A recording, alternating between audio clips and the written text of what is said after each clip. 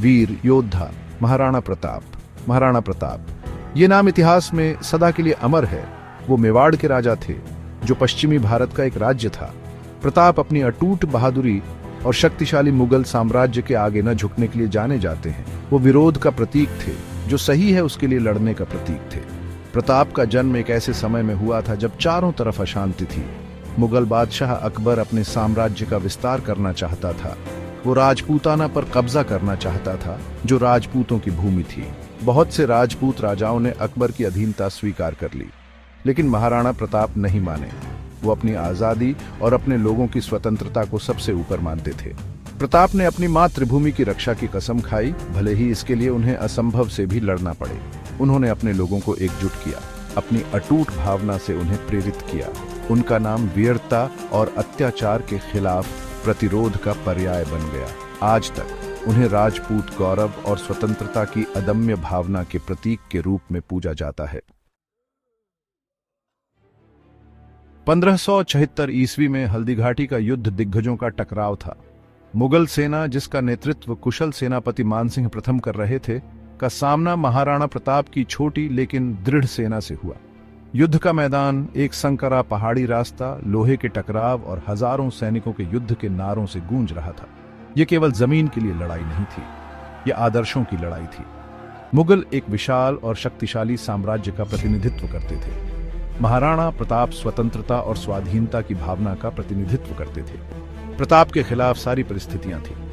मुगल सेना बड़ी और बेहतर हथियारों से लैस थी, लेकिन प्रताप की सेना अपनी मातृभूमि और अपने राजा के प्रति प्रेम से प्रेरित होकर अद्वितीय वीरता से लड़ी।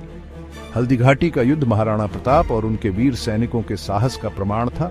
हालांकि उन्हें हार का सामना करना पड़ा, लेकिन उनकी बहादुरी और बलिदान पौराणिक बन गए। उन्होंने दुनिया को दिखाया कि विपरीत परिस्थितियों में भी स्वतंत्रता की भावना को बुझाया नहीं जा सकता। महाराणा प्रताप केवल एक बहादुर योद्धा ही नहीं थे, वे एक कुशल सैन्य रणनीतिकार भी थे। वह अपनी मातृभूमि के भूभाग को अपनी हथेली की तरह जानते थे। उन्होंने इस ज्ञान का उपयोग अपने लाभ के लिए किया। उन्होंने छापामार युद्ध की रणनीति अपनाई, अचानक हमले किए और अरावली की ऊबड़ खाबड़ पहाड़ियों में गायब हो गए। प्रताप जानते थे कि वह सीधे मुकाबले में मुगल सेना को हरा नहीं सकते, इसलिए उन्होंने उन्हें धीरे धीरे कमजोर करने का फैसला किया। उन्होंने उनकी आपूर्ति लाइनों को निशाना बनाया, जिससे उन्हें अपने संसाधनों को पतला फैलाने के लिए मजबूर होना पड़ा।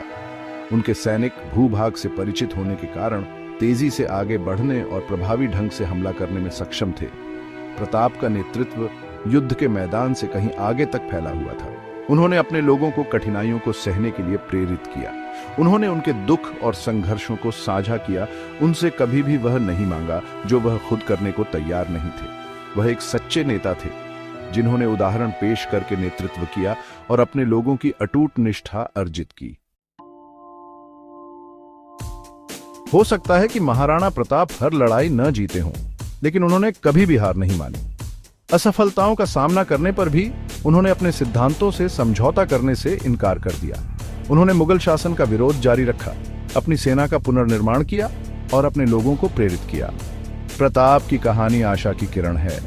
वह हमें सिखाते हैं कि असली ताकत बाहुबल में नहीं, बल्कि अटूट दृढ़ विश्वास में होती है। उन्होंने दुनिया को दिखाया कि जीत आकार और ताकत से नहीं, बल्कि साहस और दृढ़ संकल्प से मिलती है। आज भी सदियों बाद महाराणा प्रताप साहस और लचीलापन के प्रतीक बने हुए हैं। उनकी कहानी बच्चों को सुनाई जाती है, उनका नाम सम्मान के साथ लिया जाता है। वह लोगों को आज भी प्रेरित करते हैं कि वे जिस चीज में विश्वास करते हैं उसके लिए खड़े हों, अपनी स्वतंत्रता के लिए लड़ें और कितनी भी विपरीत परिस्थितियां क्यों न हों, कभी भी उम्मीद न छोड़ें।